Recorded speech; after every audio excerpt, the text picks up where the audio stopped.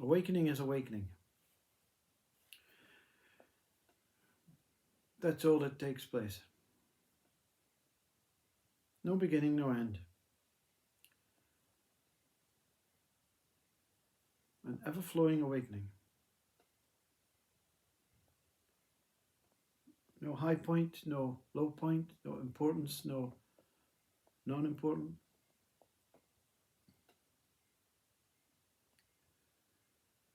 And that's how it's always been.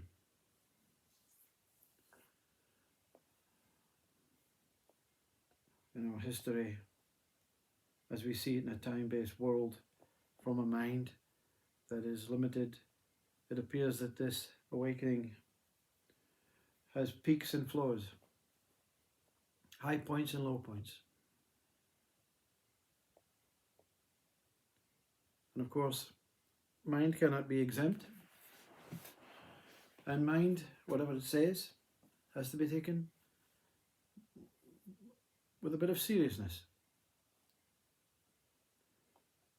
In a personal view, with a personal mind, with a mind that is not disconnected to source, nor is it disconnected to consciousness. This mind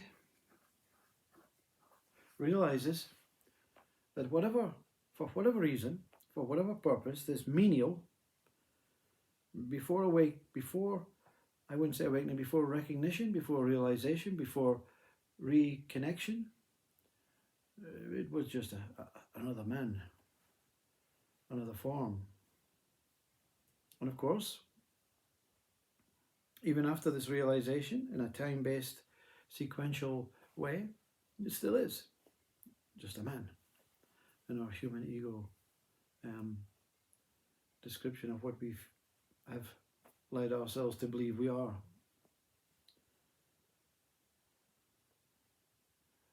But something attacked this man, like in a friendly way, like you were in the battlefield, right in the core of the fight, and something from above just pulled you out for whatever reason. Maybe because I appeared as a coward and shouted for help, I don't know. But something prepared the mind and the body and the soul and the spirit and the consciousness and that what is beyond, as beyondness.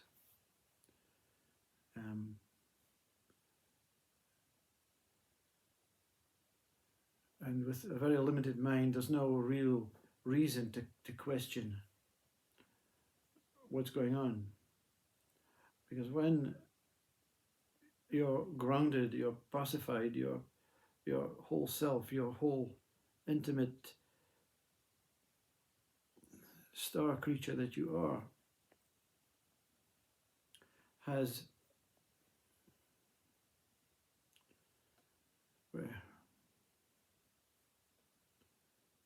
survived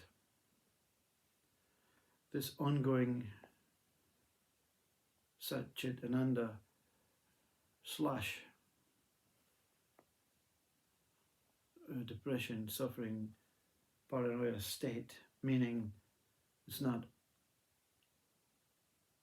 a self-realization, is not an ever-flowing, beautiful, joyful, overwhelming journey before the grounding sets in. And the preparation is for this quality of mind that appears to be reborn to understand that the reason for the preparation for this, and not only for this one, for thousands of people out, possibly nearly 1 million in the whole of this planet, are being prepared for this awakening.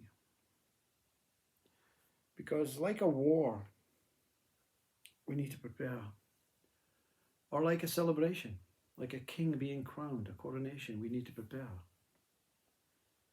And we're preparing for this what I will see in my lifetime, in this lifetime of this body, as this person, as this name, as this identity, as whatever I am, a most incredible period of time, so that, and not in comparison to before I was born, other great phenomena and experiences in life, be it wars, be it celebrations, be it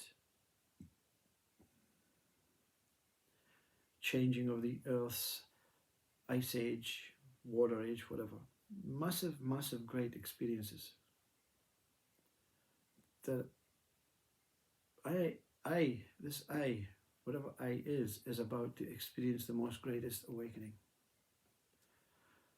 There is no association with the body. It is no association with time.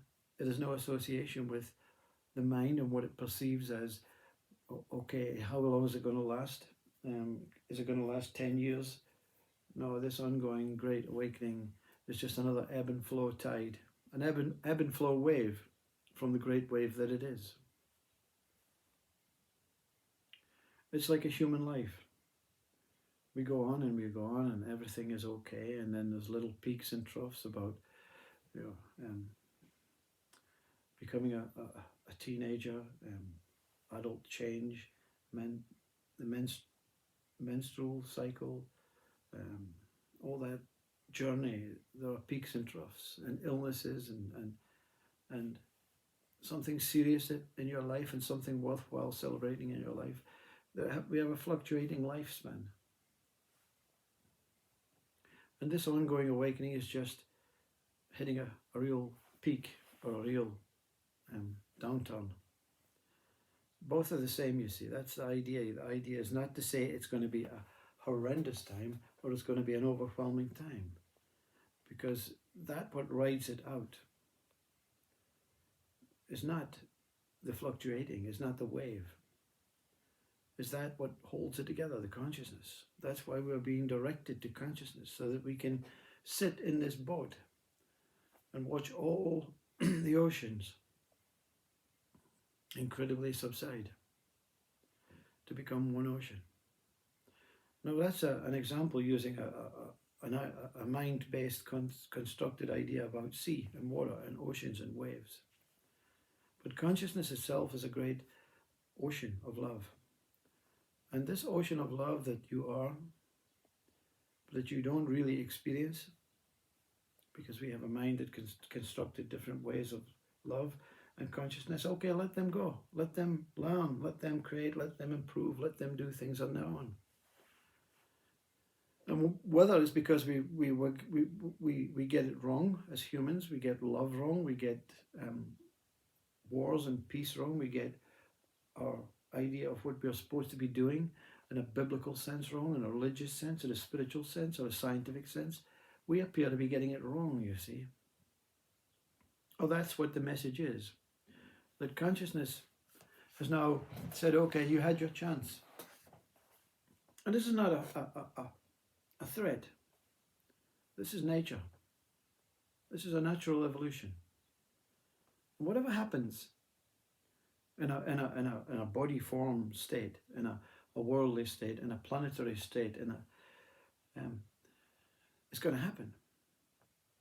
But that what rides out the wave, that what realizes that consciousness is all that exists, is the stability, and will not be the only ones to recover, but will be the ones that are there to save all those that are not aware of what is taking place.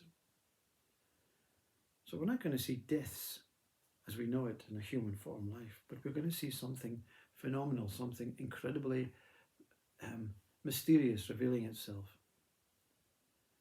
And that's what this great awakening is.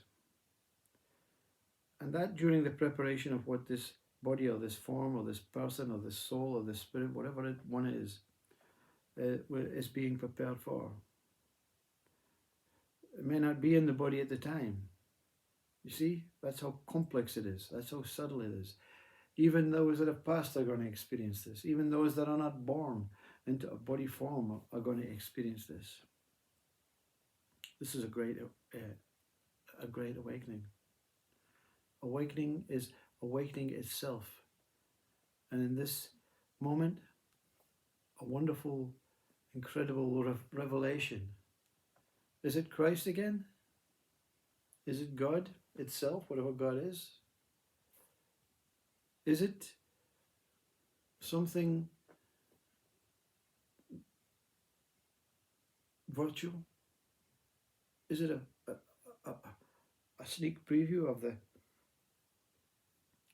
ninth dimension or the zero dimension, whatever way you're traveling? Some are traveling forward from third to fourth, and some are traveling back to zero.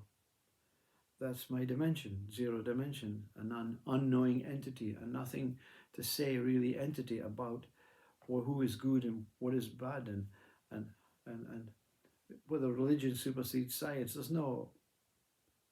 There's no referee, there's no judge.